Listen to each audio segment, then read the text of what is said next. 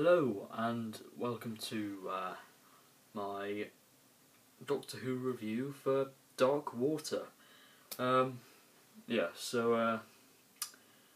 been I think a week since my last video. I'm sort of,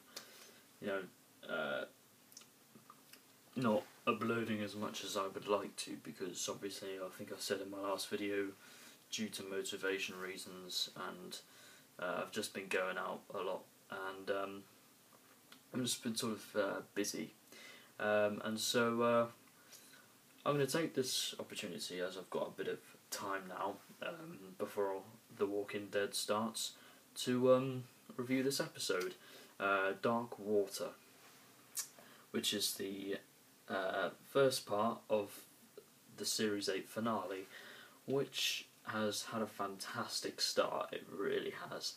I think the majority of people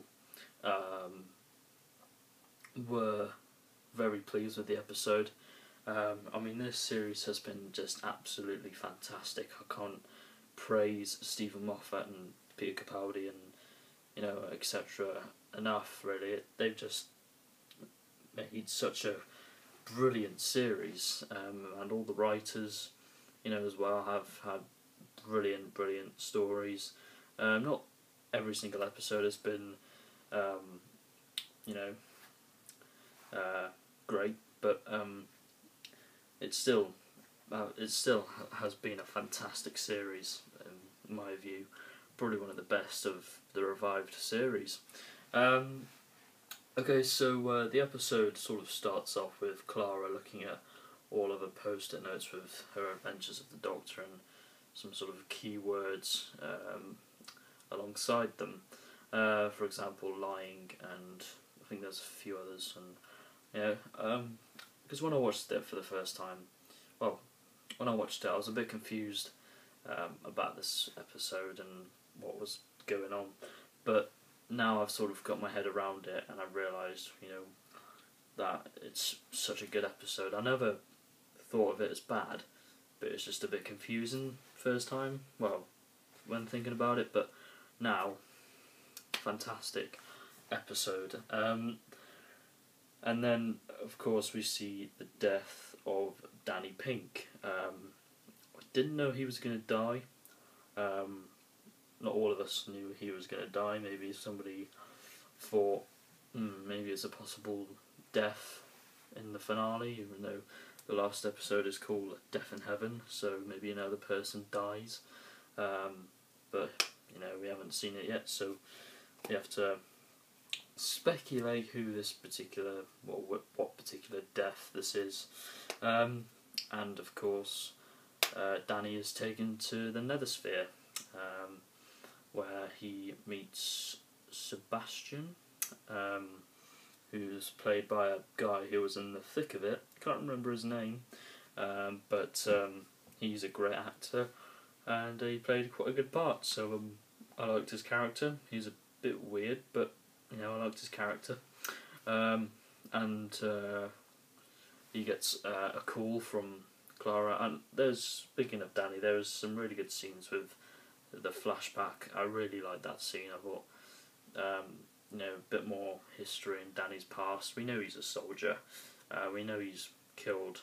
Well, it's sort of been hinted that he's killed people, and in this case, he's killed a little boy. As we see the little boy in the episode, which is quite a moving episode. Actually, it was quite moving in some places, but I think that's what makes this episode so good. And there's another scene where, which I think a lot of people do like the scene. It's where Clara is throwing all the TARDIS keys in the volcano, which was featured in the next time trailer for this episode. We didn't see her throw the keys in the lava, we just saw her holding the keys in front of the Doctor and basically saying, do as I ask, otherwise I'll do this. But luckily they managed to get back to where they were in the first place, which I believe was Earth. And so that scene was just beautifully produced and beautifully written, just like the entire episode. And then in the actual Nethersphere, the Doctor and Clara meet Missy, and then she talks about the dead, and it's good, really good script. We see the skeletons in the square, with the square chambers, with water, and later on in the episode we find out that they are in fact Cybermen. I think it was a bit predictable, really, that they were going to be Cybermen, and I think it was cool that Missy, or in actually I'll talk about that later, but I think it's cool that Missy was in league with the Cybermen. I really like that, and they did.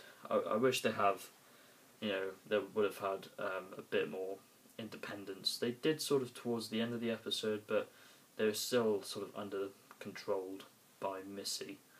But it doesn't matter. It was still a very good episode, and of course we see that sort of basically it's like a reconstruction or recreation of the St. Paul's Cathedral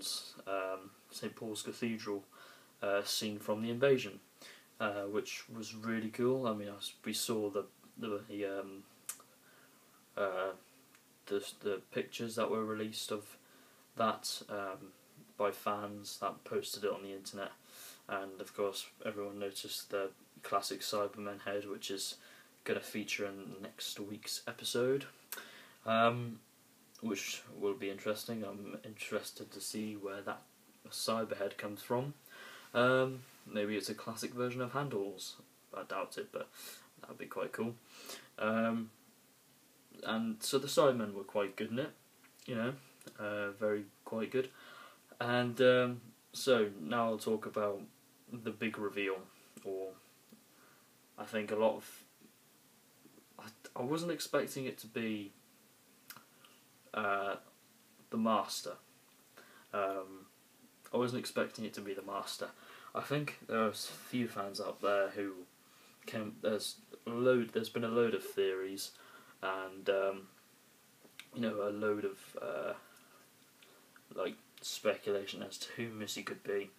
I think the highest one there was the Rani, and I was one of those people who thought it would be the Rani, but it was in fact the Master. But she didn't want to be called the Master anymore, and so she renamed herself Missy, or the Mistress, which it makes total sense to do that. And if the Master is trying to run away from Gallifrey like the Doctor is, then why how it's a really good idea to just change your name to, or become a female Time Lord, keep your identity secret from the Time Lords. Obviously now the Doctor knows, he could tell them, unless, well, if he finds some way of contacting them, which I'm sure Stephen Moffat will look at into the future, because I think Gallifrey is. It's been hinted that not hinted. Fans want Gallifrey to return because of the Day of the Doctor and how that's turned out, and fans thought maybe Peter Capaldi is going to be hunting for Gallifrey, which I thought that as well. But I'm still happy with how the series has been going. I've loved. Despite the small sort of story arc, we haven't really had much of a story arc. It was basically just who is Missy. That's pretty much, the series in a nutshell. But still a good series. At first I didn't like Missy, but now we know who she is. It's just, oh my god, can't believe that this character, who we haven't seen since New Year's Day, has made a return, but in a different form. I would have liked John Sim to return, because I thought he was a great Master. I like all the Masters, really. with my least favourite being Eric Roberts. Bless him, but yeah, I don't think he's as good as the other masters. But my favourite master is Roger Delgado, without a doubt. He's a lot of people's favourite master. I mean, a lot of people like John Sim, but they just seem to forget about Anthony Ainley or Jeffrey Beavers, who I think he played the master in The Deadly Assassin, didn't he? I think so anyway. I know he's in a few Big Finish audios, but I think he was. Doesn't matter. But so what a great episode that was. I can't remember the woman who directed the episode, what her name, but she did a great job. Great job of directing. And I have to say, next week's episode just looks as good as Darkwater, if not better. You know, we might get a total surprise by this. Well, by Death in Heaven. You know, it might be one of the best series finales, and I'm so glad they've brought the 2-part episode style back. You know, we haven't had it for ages, and well, it kind of did in the Name of the Doctor, but the entire sort of Doctor trilogy, as it were. But you know, it wasn't an episode straight after another. We had to wait ages and ages until we saw the Day of the Doctor, the Time of the Doctor. So it wasn't like one Saturday and the next Saturday. It was just months and months of waiting, which was a bit annoying. But nevertheless, the Doctor trilogy was fantastic. So I just want to thank Stephen Moffat and the whole production team and the cast for just giving us such a fantastic series so far. 1 episode left. That's a really weird thought. 1 episode left. So yeah, I'll probably have to rate this episode. Ooh, what should I rate Darkwater? I'll probably rate it an 8 out of 10, and solid 8 out of 10. I think that's a good rating for it. I mean, it's not perfect, in my view, in my humble opinion, but I think it deserves an 8 out of 10. It's a good score, a really good score, and I'll probably, once Death in Heaven is finished, I'll probably give the entire series a 9 out of 10, because that's the way I think it will go. That's the score that I think the series will get from me, out of 10. So thank you for watching this review. I know it's not been, you know, sort of professional or anything like that, but I just wanted to get it out the way. Yeah, so I'm probably going to go off to watch The Walking Dead, and my next video, you'll see what my next video is. I'll upload it at some point. It's going to be a discussion, not like a major discussion. It's just there's something appeared the other day which really annoyed me, and I'm going to talk about it in that video. So yeah, thank you for watching, and goodbye.